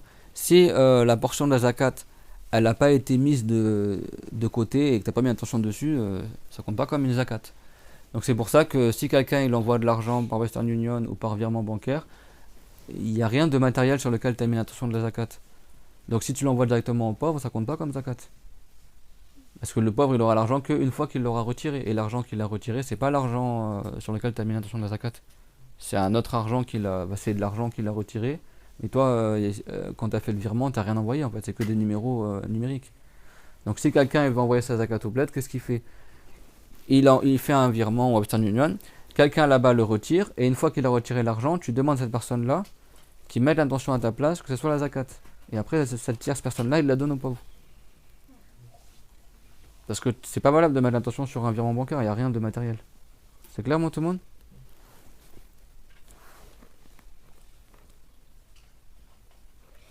Il y avait un égaré dans le passé en Syrie, qui est mort maintenant, alhamdoulilah. Lui, il voulait que manger, que l'argent, etc. Et il disait, soi-disant, Hubbu cher bila infaq et nifaq. Soi-disant, si quelqu'un il prétend aimer le cher mais il donne rien au cher, c'est un hypocrite. Et après, il disait, walimtihan ou akhir ad-dars. Et l'examen, il sera à la fin du cours. C'est-à-dire qu'à la fin du cours, il tourne, il fait la quête en disant, on voit qui c'est qui est vrai. Il modifie les hadiths pour dire, ouais, il faut donner du poisson. Ah, une fois, il a été invité à manger, il y avait du poisson. Et lui, qu'est-ce qu'il faisait quand il y avait du riz, tu sais, il bosse le riz en plein milieu, enfin le riz et le poulet en plein milieu. Et lui, qu'est-ce qu'il faisait? Il creusait sous le riz pour qu'après le. Enfin, vraiment, le mec, il pensait qu'à manger, quoi. Après, il a mangé du poisson, Et il invente un faux hadith. Il dit oui, le prophète a dit si vous mangez du poisson, alors faut manger des gâteaux après. Juste pour qu'on lui ramène des gâteaux. Il a stak maktoum fastahlu, soi-disant. C'est un gros égaré qui est mort il y a pas longtemps, là. Que les gens ils croient que c'était un grand saint, etc. Ça, moi, quand je fais le rappel, personne me donne rien à la fin du cours, c'est bon, je ne demande rien du tout aux gens. Mais c'est juste un rappel. Mais il y a des gens, ils vont dans l'extrême, et lui, il était connu pour ça. Là. Il habitait aussi à Beyrouth, il avait une maison à Beyrouth. Mon ancienne voisine, quand elle était jeune, elle était sa voisine à lui. Il disait les gens par chariot, ils ramenaient des légumes, des trucs. Et lui, il racontait du n'importe quoi. C'était un gros pervers en plus, il disait laisse tomber. Bref, je pense dans les détails. Et vraiment, lui, à fond, quoi. Il faisait se dépasser pour un faux saint et il prenait l'argent des gens. Ça, c'est un grand péché, hein, de tromper les gens comme ça. C'est vrai que moi, je vous demande rien du tout, mais c'est juste une remarque générale. Et lui disait ça sur les arrangements. Il disait si tu prétends aimer le cher et tu donnes rien, c'est que t'es un hypocrite. Nous, on demande juste des doras, quoi. Pas des doras. Moi, le plus grand cadeau qui me ferait plaisir, c'est que chacun parmi vous, il devienne enseignant, qu'il ait la science, ou qu'il ait bien appris la religion, et que chacun, même s'il n'est pas enseignant, qu'il ait bien appris et qu'après il est utile pour sa famille, utile pour la communauté. C'est ça l'objectif. S'entraide dans le bien. Le but c'est qu'on soit des musulmans qui avons appris, qu'on soit fort dans la religion et alhamdoulilah. Moi ça fait 20 ans que j'enseigne quasiment. Quand je vois des enfants à qui je donnais cours, maintenant ils sont enseignants. Certains parmi eux ils donnent cours en Égypte ou je sais pas où, et dans un institut avec l'Azhar, etc. Ça fait plaisir, tu vois. Tu leur as donné quelque chose quand ils étaient petits, quand ils avaient 10 ans, etc. Et maintenant ils sont enseignants. C'est pas toi qui leur as tout enseigné, mais tu as participé à. Et ça fait plaisir, tu vois, que avec le temps, tu vois des gens qui étaient tes élèves, maintenant ils sont enseignants, regarde, ils ont plus de science que toi maintenant. C'est ça l'entraide, la meilleure des entraides, s'entraider pour la piété. Que Dieu nous l'accorde, amin. C'est ça le plus beau cadeau. Le plus beau cadeau pour un enseignant, c'est qu'il voit que son travail a porté des fruits. Après, les biens matériels, ça va, ça vient, c'est pas le plus important, quoi. C'est clair, donc la zakat, attention, que ce soit la zakat des biens ou zakat al-fitr, c'est pas valable de faire un virement directement aux pauvres ou au Western Union. Tu mandates quelqu'un là-bas, et c'est pas une condition que tu envoies de l'argent même. Tu peux très bien, si ton oncle il est au bled, et tu veux que ton oncle il donne la zakat pour toi au bled, t'appelles ton oncle, tonton, est-ce que tu peux donner la zakat pour moi, 7 euros, ou je sais pas, tu seras dit en francs CFA par exemple, ou en dirham ou autre, ou en rial, est-ce que tu peux donner la zakat pour moi à un pauvre que tu connais, etc. Et le tonton, s'il veut, il peut donner son argent à lui, il met l'intention à ta place, il dit ça c'est la zakat, dans son cœur, il dit ça c'est la zakat pour Ibrahim par exemple, et donne la zakat. Et toi, si tu veux, après tu le rembourses plus tard, ou s'il veut, lui, il donne la zakat en ton nom et de son argent à lui sans qu'il soit dédommagé. C'est clair? C'est même pas une condition que tu envoies de l'argent au bled. Tu appelles quelqu'un là-bas, en qui tu as confiance, et tu le mandates pour qu'il donne la zakat à ta place. Et cette zakat-là, il peut la donner, c'est son propre argent à lui. Et après, plus tard, tu lui rembourses l'argent. Ou alors tu lui envoies de l'argent là-bas, mais si c'est de l'argent par transfert, c'est pas réellement de l'argent, c'est pas de la monnaie. Donc t'attends qu'il retire, et une fois qu'il a retiré, tu l'appelles, tu dis voilà, je te mandate pour que cet argent-là que tu as retiré, tu le donnes en tant que zakat. C'est clair? Mais même si t'as pas envoyé d'argent. C'est quand quelqu'un il est mandaté pour. Si quelqu'un me mandate pour payer la zakat à quelqu'un, je peux payer la zakat avec mon argent à moi. Et sauf que je mets sur cet argent-là l'intention de la zakat de un tel. Et après la personne qui est mandatée me donne plus tard l'argent par exemple. Ou pas. Si t'es d'accord, c'est bon? C'est clair, tout le monde ça? Fais attention à ça. Si qu'il y en a, ils veulent donner la zakat au bled, parce que des fois au bled, t'as plus de pauvres qu'ici. Bah, fais pas directement le virement aux pauvres. Tu fais le virement à quelqu'un, à une troisième personne, et après tu demandes à cette personne-là pour qu'il donne la zakat. Ou alors tu mandates quelqu'un qui a déjà l'argent là-bas et il donne la zakat à ton nom, et après plus tard tu le rembourses par exemple. C'est bon? Et la zakat, on les donne à un des 8 ayants droit qui est mentionné dans le Coran. Sachant que chez les Hanafites, on n'a plus que 7 aujourd'hui. وتصرف الزكاة إلى من وجد من الأصناف الثمانية الذين ذكرهم الله تعالى في آية الصدقات أي من الفقراء. Donc ceux qui sont mentionnés dans la ayah de إنما الصدقات للفقراء والمساكين, la ayah là, qui cite les 8 endroits, qui parle de la zakat. Donc parmi les fuqara, donc les pauvres, jamu faqir, وهو من له أدنى شيء أو شيء قليل وهو ما دون النصاب. Donc le pauvre, dans l'école d'Abu Hanifa, c'est celui qui a vraiment un minimum de choses, ou alors il a quelque chose, elle est comme suffisance, mais qui ne lui suffit pas. Cette chose-là n'est pas suffisante pour qu'il ait un seuil de zakat. C'est bon? Et si tu veux, tu peux dire c'est quelqu'un pour qui il n'est pas un devoir de donner la zakat sur les biens. C'est bon? C'est-à-dire il ne possède rien de comme or ou comme argent ou autre, ou comme bétail ou comme raisin sec, qui atteint un seuil de zakat. C'est ça le pauvre dans l'école d'Abu Hanifa. C'est clair? C'est-à-dire que lui-même, il n'a pas de zakat à donner, parce qu'il n'est pas assez riche pour donner la zakat. C'est bon, tout le monde? Et c'est celui qui possède moins que le seuil de la zakat. Donc il n'a pas suffisamment de biens matériels pour qu'une zakat soit obligatoire sur lui, c'est bon? Et si tu veux, tu peux dire c'est celui sur lequel il n'est pas un devoir de verser une zakat. C'est clair pour toi? Ça, le pauvre dans l'école d'Abu Hanifa. Wal masakin, meskin les miséreux, ça c'est plus pauvre que le pauvre, c'est bon? Que le faqir. Jabru miskin wa huwa man la shay'a lahu fayahtaju ila al-mas'ala liqutihi. C'est celui qui n'a rien du tout. C'est bon? Et tellement il a quasiment rien pour vivre qu'il doit mendier pour avoir de quoi manger, etc. Ça c'est le miskin, c'est bon? Dans l'école d'Abu Hanifa. C'est pas les mêmes choses dans l'école de Shafi'i, c'est bon? Mais dans tous les cas, quelle que soit l'école, c'est toujours des gens qui n'ont pas leur suffisance, quoi. Mais chez Abu Hanifa, le miskin n'a vraiment rien, quoi. Au point qu'il a besoin de mendier pour pouvoir se nourrir et se vêtir. Donc ça c'est parmi les ayants droit également la zakat.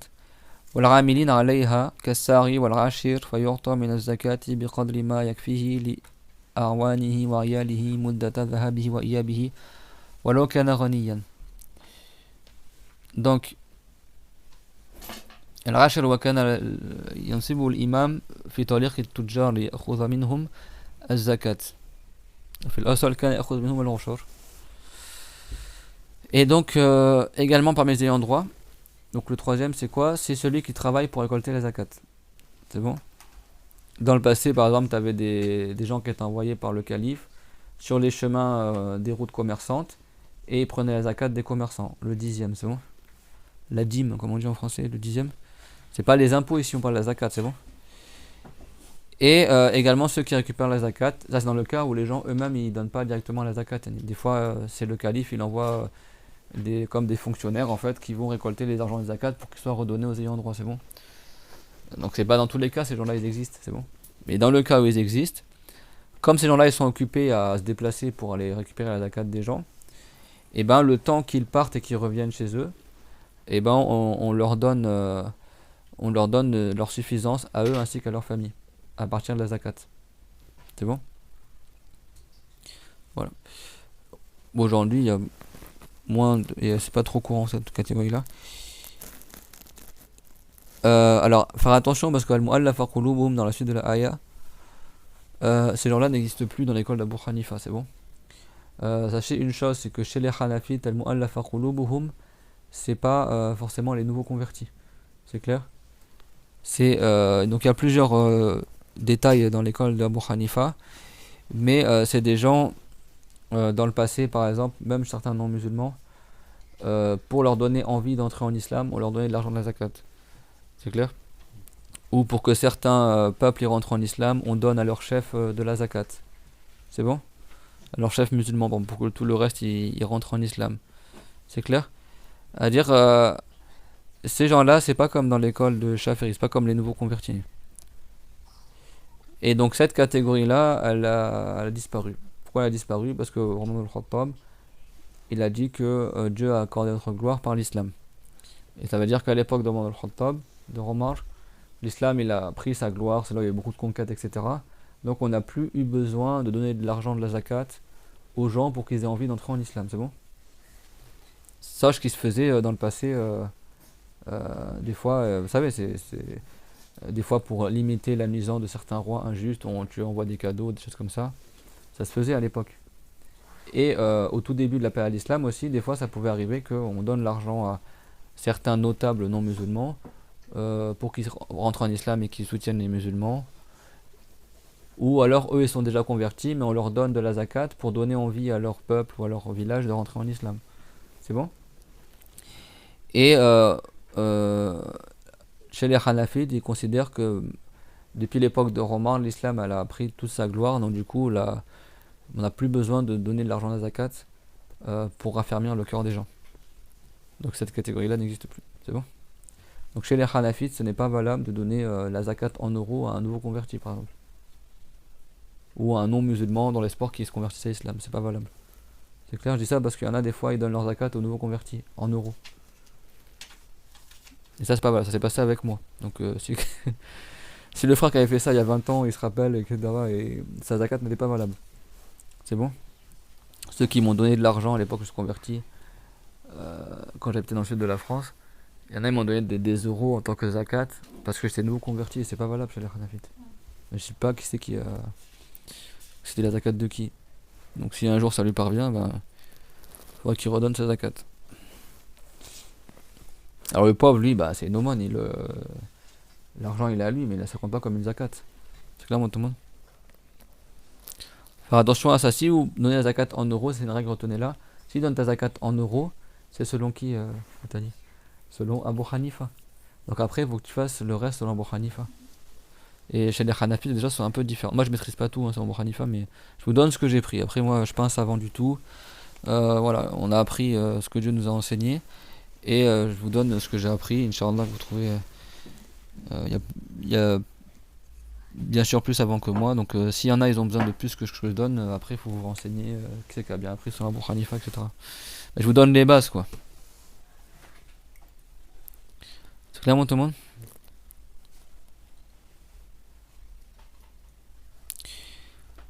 Après, il y a faire riqab, qui était une sorte aussi d'ayant droit. Les gharimin, ceux qui sont endettés. C'est vrai que la zakat, il y en a des fois, ils cherchent un pauvre. Mais en fait, la zakat, c'est pas que pour les pauvres.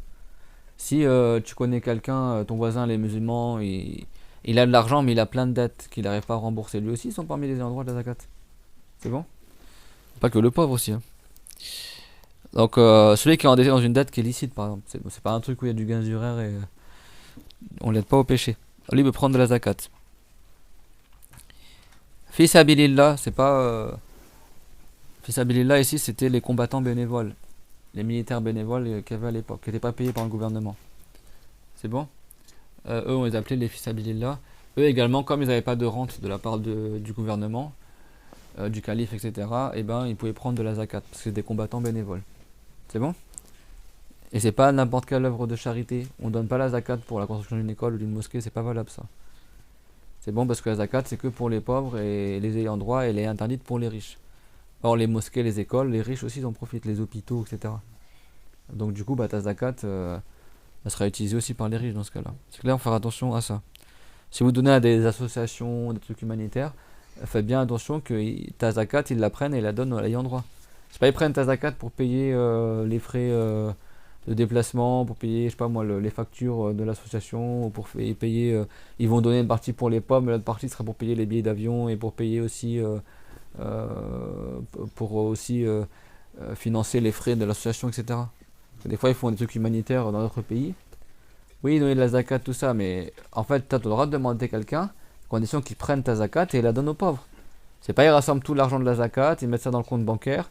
Et après, il y a une partie ils vont acheter à manger pour les pauvres, l'autre partie ils vont utiliser aussi pour payer les billets d'avion et pour financer les factures d'électricité de leur local à Paris, pour donner un petit salaire aussi aux gens qui vont aider. Ah non, c'est pas valable là. C'est clair? Ou une mosquée dans le quartier va être construite, donner votre zakat pour aider la construction de la mosquée, c'est pas valable ça.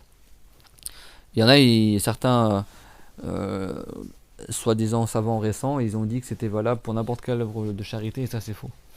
D'accord? C'est pas valable de donner n'importe quelle œuvre de charité. C'est que dans le Coran, tu as les ayants droit. Tu vas chercher autre chose que ce qui est marqué dans le Coran. C'est pas marqué les hôpitaux, les écoles, etc. Et fils abilillah, ça veut dire, à la base, quand on dit les fils abilillah, ça veut dire les combattants bénévoles. C'est clair, tout le monde? C'est pas fils abilillah pour l'agrément de Dieu, donc tout ce qui est œuvre de caritative, c'est dedans, non. Faites attention à ça. Parce qu'il y en a, ils se servent de ça pour gagner plein d'argent. Donnez vos zakats. Puis les zakats, ils les prennent pour eux, quoi. Pour la mosquée, pour leur association, pour leur financement, etc.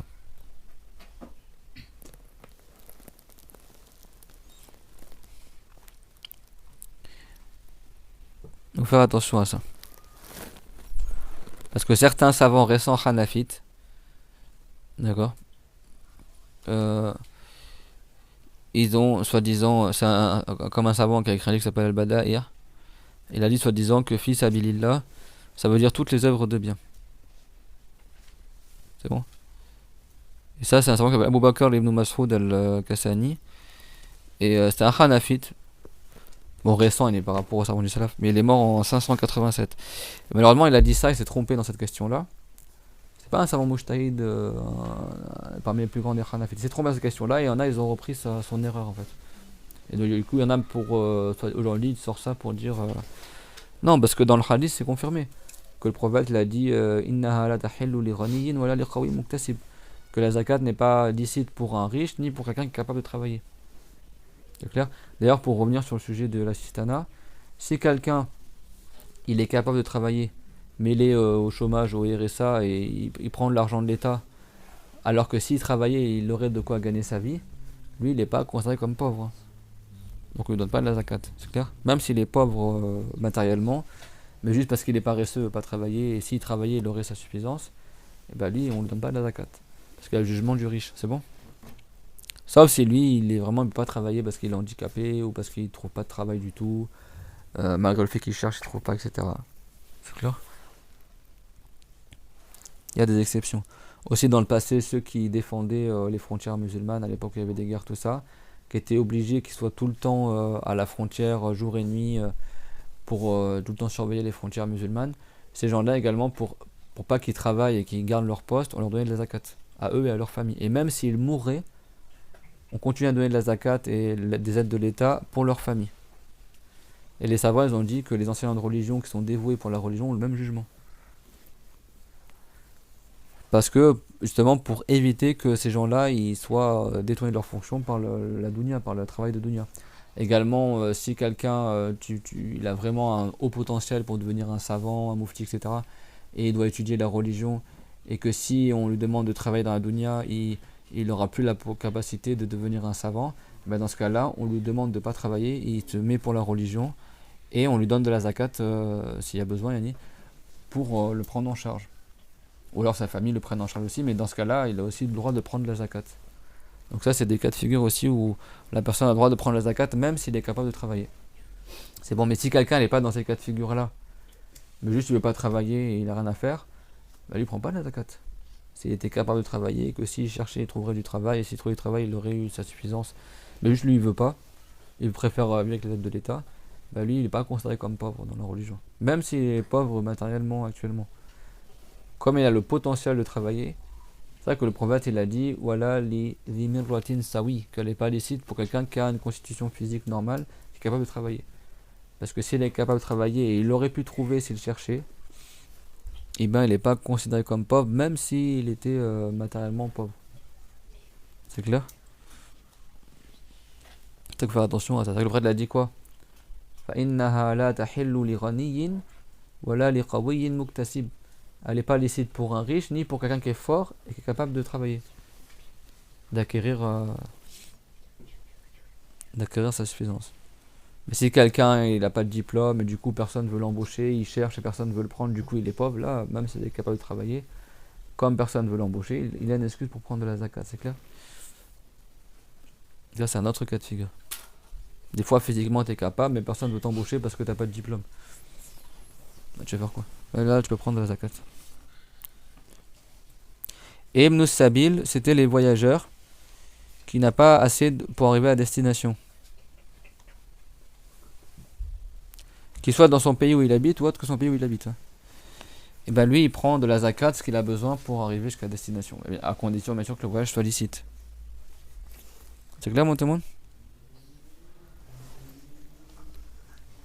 On va dire, ma foum, c'est bon? Tout le monde a compris pour la zakat al-fitr? Donc les ayants droit, si. Alors bien sûr, une dernière utilité aussi, s'il y a des choses que j'oublie. Si vous avez des questions, n'hésitez pas aussi, parce que comme je suis fatigué, forcément tout ce que j'oublie aussi. Attention, warning. Chez les Hanafites, tu n'as pas le droit de donner la zakat à quelqu'un qui est déjà à ta charge, c'est bon? Donc si quelqu'un, sa femme elle est pauvre, il donne pas de zakat à sa femme. Il y en a tellement ils sont avares, qu'est-ce qu'ils font? Ils donnent la zakat mais aux membres de sa famille, comme ça l'argent il reste dans la famille. Donc non, d'accord. Pas quelqu'un, il donne la zakat à son fils par exemple, qui est à sa charge. C'est clair? Par contre, donner la zakat à quelqu'un de tes proches parents, mais qui n'est pas à ta charge, qui est pauvre, eux sont prioritaires, hein. Un cousin, une cousine, un truc comme ça, c'est bon. Cousin du bled, une cousine, tout comme ça. Mais quelqu'un qui sont à ta charge, comme tes parents pauvres, ou ton épouse, ou tes enfants, tu donnes pas la zakat à eux. Dans l'école d'Abu Hanifa, c'est clair? On peut faire un petit récap sur tous les endroits. Un petit récap. Alors, qui nous fait le petit récap? Vas-y, Pierre. Alors, celui qui. Alors, moi, j'ai pas tout mon enfant. Un récapitulatif, c'est quelqu'un qui a tout le monde. Vas-y. Donc, du coup, il y a Ça. le pauvre.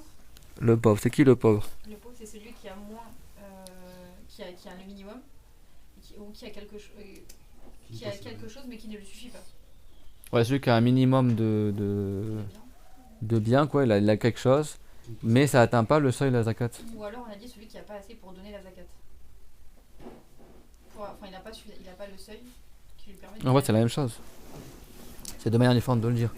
Il possède pas assez d'or ou d'argent pour atteindre le seuil de l'or et de l'argent. Il possède pas assez d'euros, parce que chez les Hanafites, considère que l'euro, comme l'euro suit le cours de l'or et de l'argent, on donne la zakat sur l'euro, contrairement aux Malikites et aux Shafirites. C'est bon? Donc lui, il possède pas assez d'euros pour atteindre un seuil de zakat, par exemple. C'est bon? Donc ça c'est la première catégorie. On a dit le miséreux ou le miskin. Lui il a rien du tout.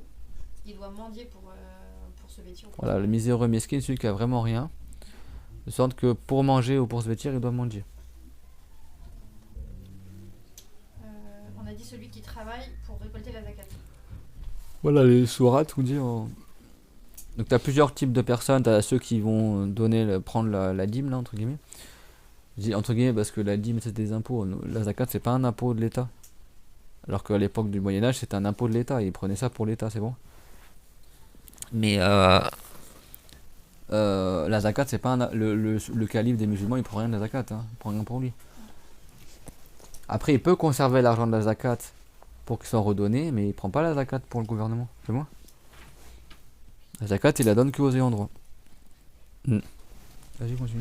Et on a dit attention chez les Hanafites, la catégorie de celui du nouveau converti ou de ceux à qui on donnait avant pour qu'ils puissent se convertir à l'islam, rentrer comme les tribus, tout ça. Ça y a Parce pas. qu'elle est dans le Coran, cette catégorie-là. Mais chez les Hanafites, ça n'est pas. Alors, chez les Hanafi, je crois que ça désigne trois choses différentes. Al-Mu'allafa qulubuhum, mais dans tous les cas, c'est plus d'actualité. On a dit les Parce bons que et les t'as méchants. d'un côté le nouveau converti, pour qu'il se sente pas trop étranger parmi les musulmans, pour qu'il soit plus à l'aise. Ça veut dire que le converti va quitter l'islam. Ça veut dire que tu sais, quand tu viens de te convertir, des fois tu connais personne, t'as pas de famille chez les musulmans, tu es un peu isolé.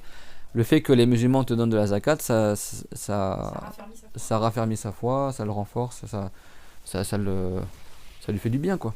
C'est bon? Donc ça, c'est une catégorie. Après, tu as ceux qui sont pas pauvres, mais comme ils ont des postes importants dans leur tribu, et lui, il est entré en islam, il s'est converti à l'islam, par exemple.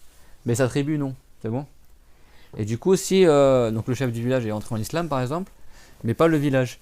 Mais si le village, il voit que les musulmans, ils donnent de l'argent au chef du village parce qu'il est devenu musulman, bah, ça va donner envie aux gens du village de se convertir aussi. C'est pas qu'une fois, il y a un homme qui est venu voir le prophète, alayhi salam, qui a demandé...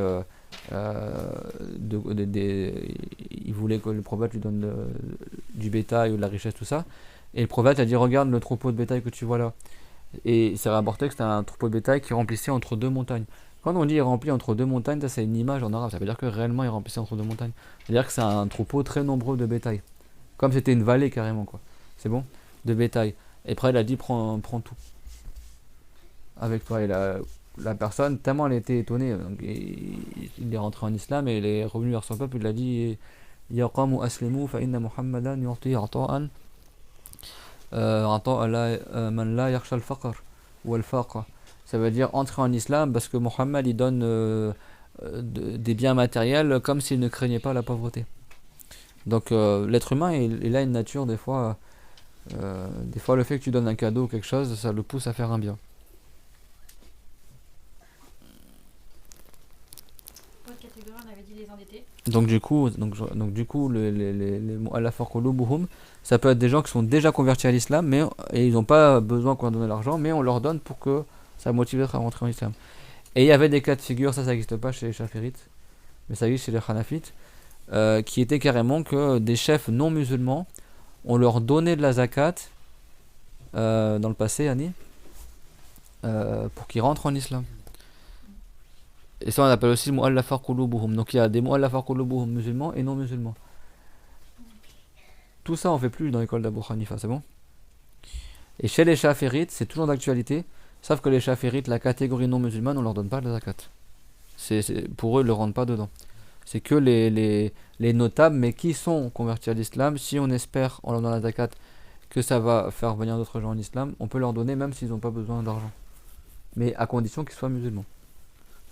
Chez l'école de Chaféry, il n'y a pas la catégorie de non musulmans, on leur donne la zakat pour qu'ils deviennent musulmans. C'est bon? Chez les Hanafites, il y a plusieurs avis, plusieurs détails, mais dans tous les cas, cette catégorie là n'existe plus. Après, il y a qui? Les endettés. Les endettés d'une dette illicite. Les combattants bénévoles. Hmm. Voyageurs qui n'ont pas assez pour arriver à destination. Il faut que ça soit un voyage qui soit licite, qui soit dans son pays ou pas. Combattants bénévoles, c'est pas les débiles qui font des attentats, c'est pas ça. Combattants bénévoles, c'est quoi? Fais le parallèle avec l'armée française, par exemple. L'armée française, si je me trompe, c'est des fonctionnaires de l'État. Les gens, ils ont un contrat avec l'État ou je sais pas quoi, et ils travaillent dans l'armée française, c'est bon. Imagine que quand l'armée française elle va à la bataille, t'as des militaires bénévoles qui n'ont pas de contrat avec l'État, qui sont pas payés par l'État, mais bénévolement ils veulent aller combattre ou participer. C'est bon? Si tu fais un parallèle, c'est bon. Il y en a dans d'autres pays, c'est le cas.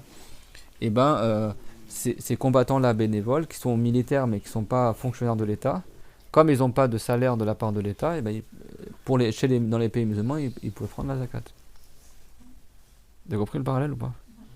C'est comme si des combattants, des militaires, mais qui ne sont pas fonctionnaires de l'État, quoi. Tout seuls, ils se débrouillent, ils ont leur cheval, ils se débrouillent tout seuls et ils vont combattre. Quand même, une fois, c'est des gens, en réalité, ils sont dans le besoin. Et du coup, juste les enseignants de religion, pas qu'ils se détournent de leur activité principale. Par extension, c'est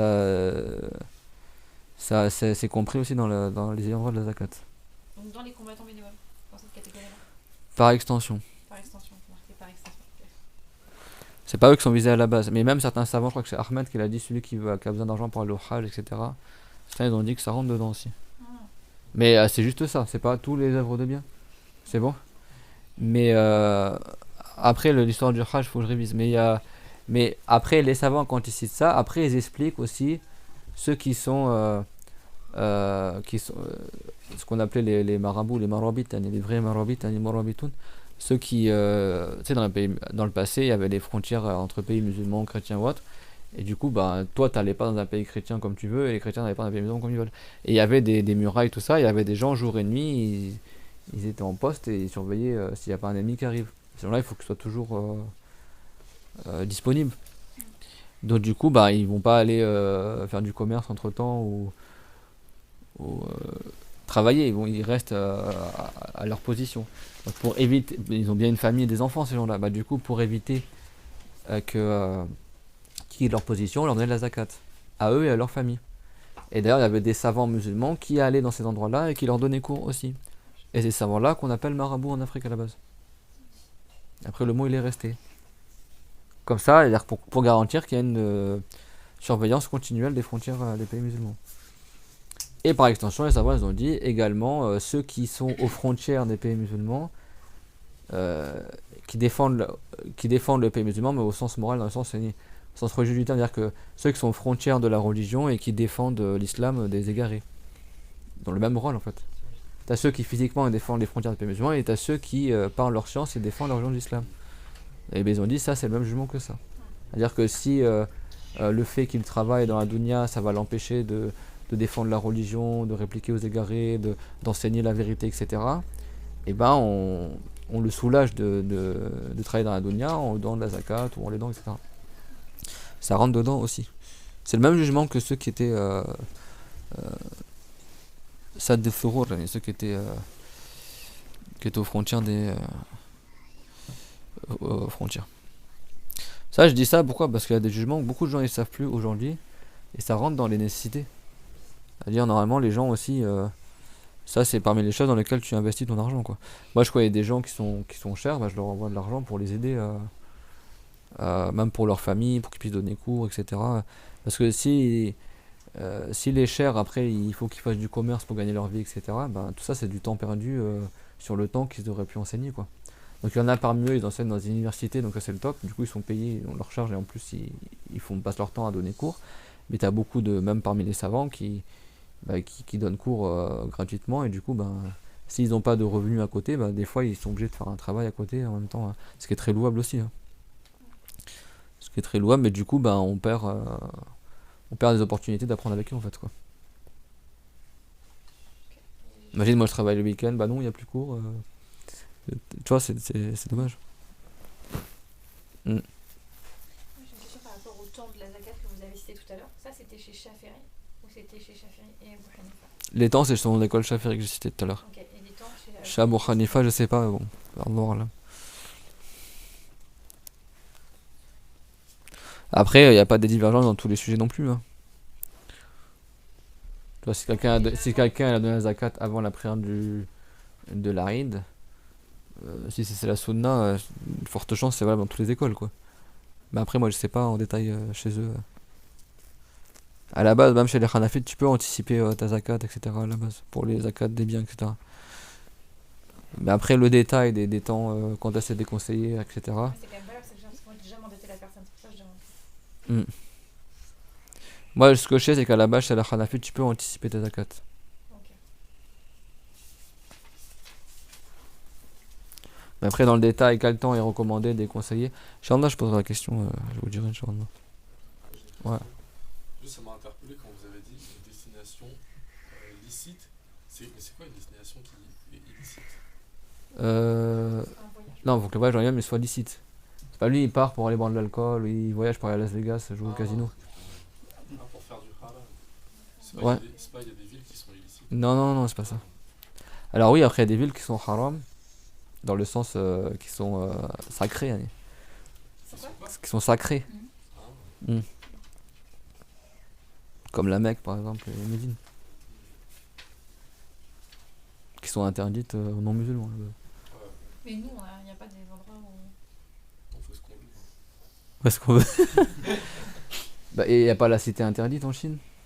Ah si, ouais, C'est pareil, il y a des endroits que des gens n'ont pas le droit d'aller, des fois. En fonction des religions, quoi, je parle. D'un point de vue religieux. Mais c'est pas interdit, non? De quoi?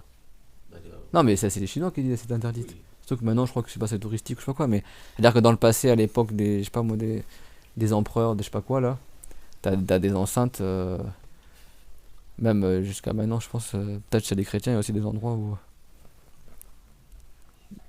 t'as des enceintes qui sont soi-disant que t'enfreins pas. Parce qu'il y a des gens qui disent qu'on n'a pas le droit d'aller à la mer morte. Il y a des gens qui disent qu'on n'a pas le droit d'aller dans certains endroits en fait. C'est pour ça que je demande si.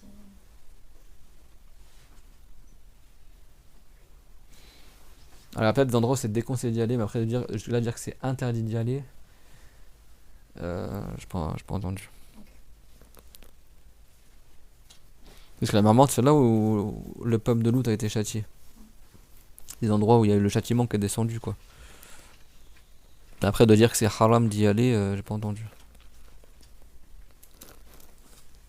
Une question. Mm. Concernant tout à l'heure, vous parliez du fait de donner justement via un virement ou Mm. un Western Union et qu'il fallait du coup qu'une tierce personne mette l'intention de donner. En ce qui concerne par exemple les cagnottes, sous condition justement que le don aille à 100% aux nécessiteux pour les nourrir, est-ce que c'est déconseillé ou est-ce que c'est haram justement de faire un don sur une cagnotte Alors on peut faire un don sur une cagnotte, le problème c'est toujours pareil, c'est que ça comptera pas comme une zakat. Ok. Parce que la zakat, en fait, il faut que tu mettes l'attention sur la matière de la chose. Ouais. T'as l'argent, ou alors quand tu mets de côté l'argent, ça ce sera 5 euros, ce sera pour la zakat, t'as mis l'attention quand t'as... Mais là c'est que de l'informatique, il n'y a rien en fait de matériel.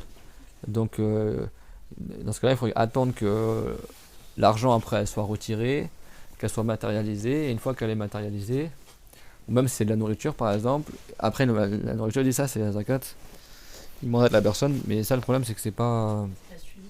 Ouais, c'est vrai que en tant qu'aumône normal, il peut le faire, il peut participer comme ça, mais pour la zakat en particulier, ça comptera pas comme une zakat. Donc faire attention. La zakat, c'est vraiment, il faut qu'il y ait l'intention, quoi.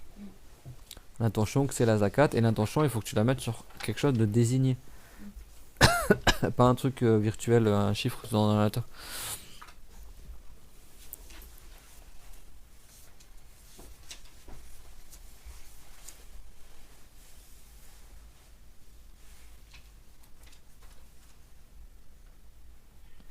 C'est bon pour la zakat? Je pense que là on a fait le tour, hein. Mhm. Moi j'ai une question. Hmm. On a zakat sur l'argent. Si une personne elle a un foyer, elle travaille, elle est véhiculée, elle est endettée, elle n'arrive pas à rembourser ses dettes, Hmm. et à la fin du mois elle est à découvert. Hmm. Cette personne-là, elle peut bénéficier de la zakat ou pas? Oui, c'est là pas les moyens de rembourser ses dettes. Parce qu'elle est si pauvre. elle travaille, elle a un foyer. Oui, mais si elle rembourse ses dettes, il lui reste quoi? Moins que ce qu'elle a. Ouais. Donc elle est pauvre en fait. D'accord. Dire ça que je vous disais tout à l'heure, c'est que même si quelqu'un est apparente, il a tout ce qu'il lui faut. Ouais, mais ouais, il a tout ce qu'il faut parce que tu comptes pas ses dettes. Mais si tu comptes ses dettes, parce que pour qu'il soit riche, il faut que il ait de quoi rembourser toutes ses dettes, etc., etc. D'ailleurs, lui-même, s'il s'interroge pour sa zakat qu'il devrait donner sur ses biens, il faut qu'il ait le seuil en plus de ses dettes. C'est-à-dire, s'il rembourse toutes ses dettes maintenant, est-ce qu'il lui reste encore assez d'argent pour atteindre un seuil de zakat? Donc, s'il est de base, il n'a même pas assez d'argent pour rembourser ses dettes, c'est que, en fait, il est pauvre, quoi. Il vit au-dessus de ses moyens, quoi. Parce qu'en réalité, il est endetté. Donc, lui, il peut prendre de la zakat. Et c'est pas un devoir qui donne la zakat s'il a pas assez de biens qui ont atteint un seuil. C'est clair? Mais faites attention à ça, c'est que le pauvre, s'il a un bien qui a atteint un seuil de zakat, il donne la zakat dessus. Même s'il est pauvre, mais il a par exemple des bijoux en or, etc. Mais il doit la zakat dessus. C'est clair, moi, tout le monde? Mais si quelqu'un est toujours à découvert, etc. Chez les Hanafites, tu donnes la zakat sur les euros, à condition qu'au début, à partir du moment où tu as reçu ta quantité qui atteint le seuil, tu avais atteint le seuil, et au bout d'un an, tu as encore le seuil, même si entre les deux, tu es passé sous le seuil, mais à condition que tu n'es pas descendu à zéro, quoi. Mais si tu as perdu tous tes euros au cours de l'année, tu n'avais vraiment plus rien du tout à un moment de l'année, ça coupe, ça enlève, ça annule le décompte de la zakat.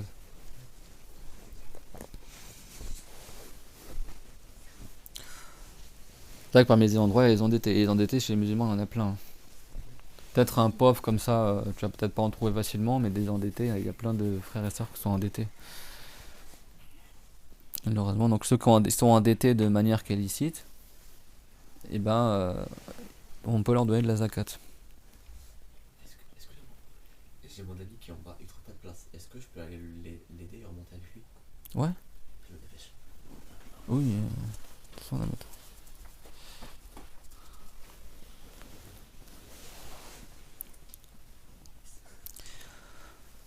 Ça va, on va essayer de terminer rapidement, Inch'Allah. Donc il nous restait juste deux choses à voir dans le livre du jeûne. والحامل والمرضع إن خافتا على أنفسهما أفطرتا وعليهما القضاء وإن خافتا على والديهما أفطرتا وعليهما القضاء والكفارة عن كل يوم مد. Donc la femme qui est enceinte ou qui allaite, si elles ont peur pour elles-mêmes, alors elles peuvent rompre le jeûne. C'est bon? Et elles ont juste à rattraper, elles n'ont pas de fidya à donner. Ça c'est la femme qui allaite. Comme la femme qui allaite, ça lui prend aussi de son énergie, etc. Si elle a peur pour elle-même, si on parle pas pour le bébé, c'est bon. Elle sait que le bébé il aura assez de lait pour manger, ou si elle est enceinte, elle sait qu'il n'y aura pas un risque pour la grossesse, mais elle a peur pour elle. C'est elle, pour que ça va la nuire à elle, n'est pas au bébé. Dans ce cas-là, elle a le droit de rompre son jeûne. Même si elle a commencé à jeûner, elle peut rompre son jeûne. Et elle aura juste à rattraper ce jour-là, c'est bon?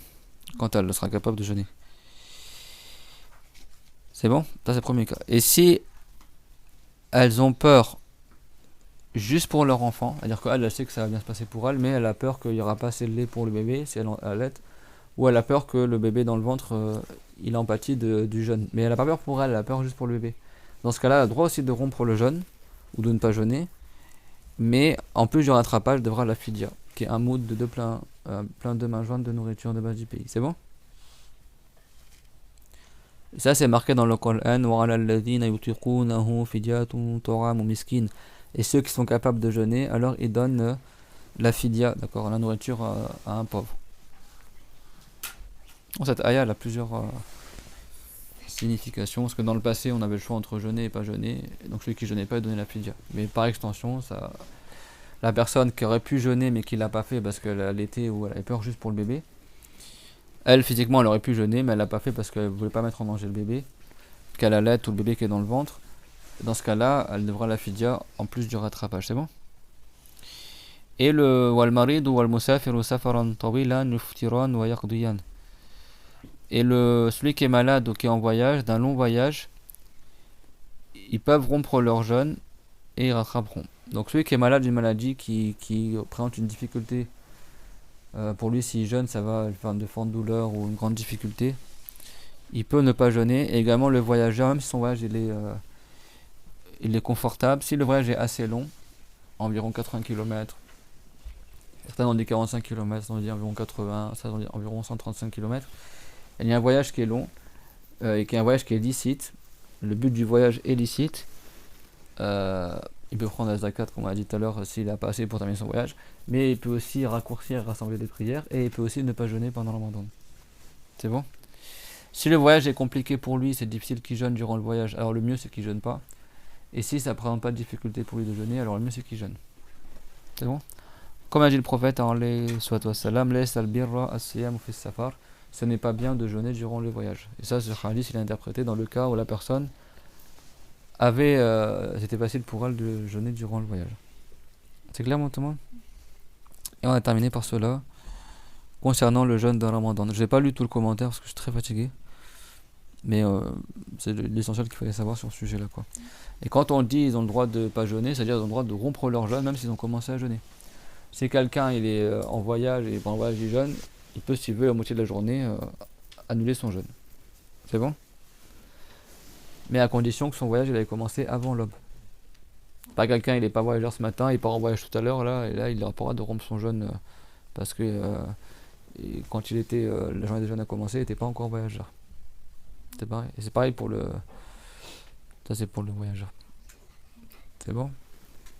Et après il y a d'autres sujets dans les jeûnes sunna, dans l'irtikaf, ça on n'aura pas le temps de le voir. Et c'est pas relativement lié à Ramadan. Donc on demande à Allah Azza wa Jal qu'il agrée nos jeûnes, qu'il fasse que, Inch'Allah, il nous préserve du feu de l'enfer par le jeûne qu'on a fait pendant Ramadan. Qu'il nous accorde la récompense pour les cours, que Dieu vous préserve. La récompense de vous être déplacé. Voilà. وآخر دعوانا أن الحمد لله رب العالمين وصلى الله على محمد وعلى جميع النبيين. ربنا آتنا في الدنيا حسنة وفي الآخرة حسنة وقنا عذاب النار. ربنا لا تزغ قلوبنا بعد إذ هديتنا وهب لنا من لدنك رحمة إنك أنت الوهاب. اللهم تقبل منا صيامنا وطاعتنا واجعلنا من المتقى في هذا الشهر. اللهم حقق ما في قلوبنا من الخير واغفر لنا وللذين سبقونا بالإيمان وجزي عنا محمدا خير الجزاء وسائر النبيين واغفر لنا وللذين سبقونا بالإيمان. آمين. بارك الله فيكم وأحسن الله